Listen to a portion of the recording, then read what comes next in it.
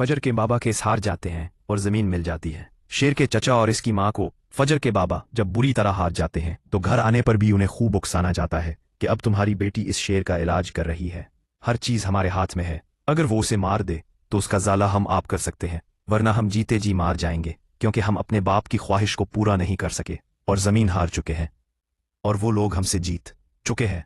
ये सारी बातें फजर के बाबा को बहुत ज्यादा बढ़ावा देती हैं और इसी वजह से ही वो फजर से कहेंगे कि अब सिर्फ और सिर्फ तुम हमारा मान रख सकती हो। जब वो पूछती है कि बाबा आखिर क्या हुआ है, वो कहते हैं कि हम अपने दुश्मनों से जमीन हार चुके हैं, हम अपनी नाकामी बर्दाश्त नहीं कर सकते। तहमीला के गरूर को तुम तोड़ सकती हो, तुम शेर की जान लोगी क्योंकि शेर अब तुम्हारे हाथ में है, बाकी की फिक्र मत करो क्योंकि जल्द तुम्हें हो नहीं सकती, मेरे होते हुए दुश्मन भी मर जाएगा और हमारा बदला भी पूरा हो जाएगा।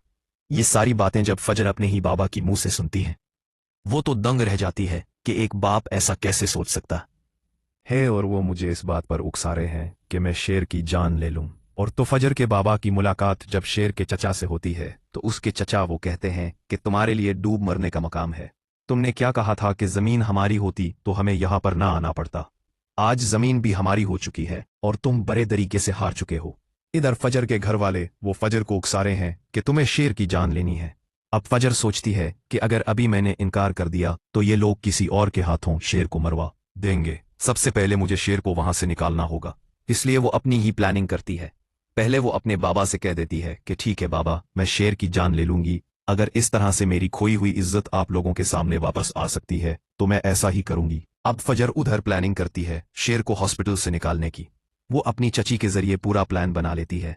रात का पहर होता है, यहाँ पर सिक्योरिटी सख्त होने की वजह से फजर को काफी डर डर कर ये सब कुछ करना पड़ता है। उसकी चची बाहर गाड़ी लेकर खड़ी होती हैं ताकि एन मौके पर वहां से फरार हो सकी। दूसरी जानब फजर शेर को ऐसा लिबास पहनाती है जिससे किसी को मालूम ना हो कि ये शेर है, यानी उसे डॉक्टरों का लिबास ही पहनाया जाता है और उसके मुंह पर मास्क होता है, इस वजह से उसे कोई पहचान नहीं सकता।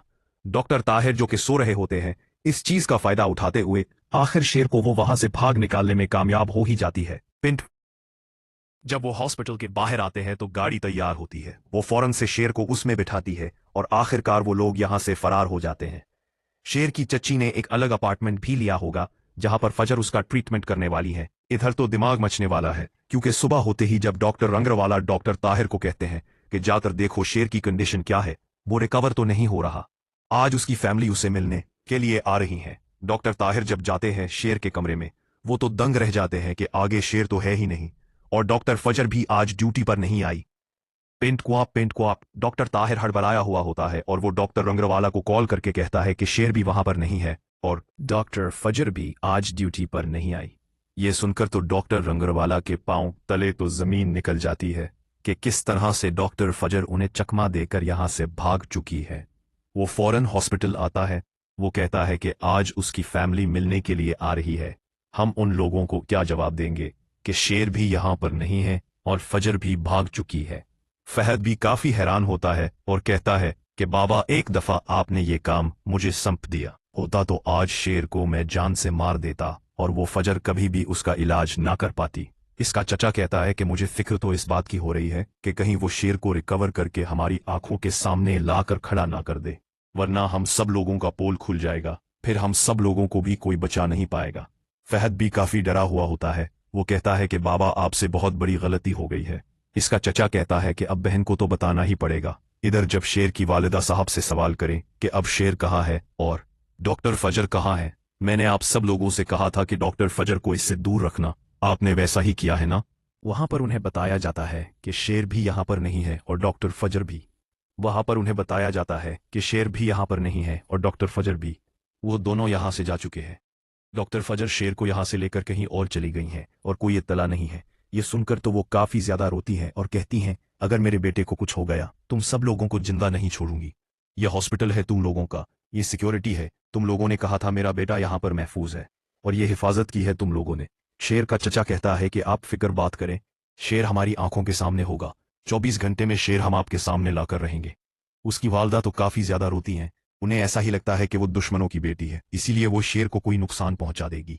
यहाँ ताकि वो पुलिस स्टेशन में भी राब्ता कर देती हैं और हर जगह बता दिया जाता है कि एक डॉक्टर एक मरीज को लेकर यहाँ से भाग चुकी है। फजर अपनी चाची की मदद से सब कुछ इतना अच्छे तरीके से करेगी कि किसी को खबर भी नहीं होगी कि शेर कहाँ है। इसी तरह से ही कुछ वीक गुजरते जाएंगे, सब लोग शेर को ढूंढेंगे लेकिन शेर नहीं मिलेगा, और इधर फजर उसे हील कर रही है, रिकवर कर रही है, वो जिंदगी की तरह वापस लौट रहा है।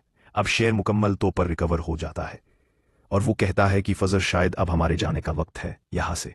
फजर कहती है कि हाँ, अब मैं भी यही सोच रही हूँ कि आप अपने बाबा का सामना कर लूँ। इसी वजह से ही तो वो सीन होने वाला है जो कि टीचर्स में दिखाया गया है, जहां पर शेर और फजर दोनों जाते हैं फजर के बाबा के घर, और फजर के बाबा से धक्के देकर निकाल देते हैं क्योंकि फजर ने उनकी शर्त पूरी नहीं की कि शेर को मारा नहीं।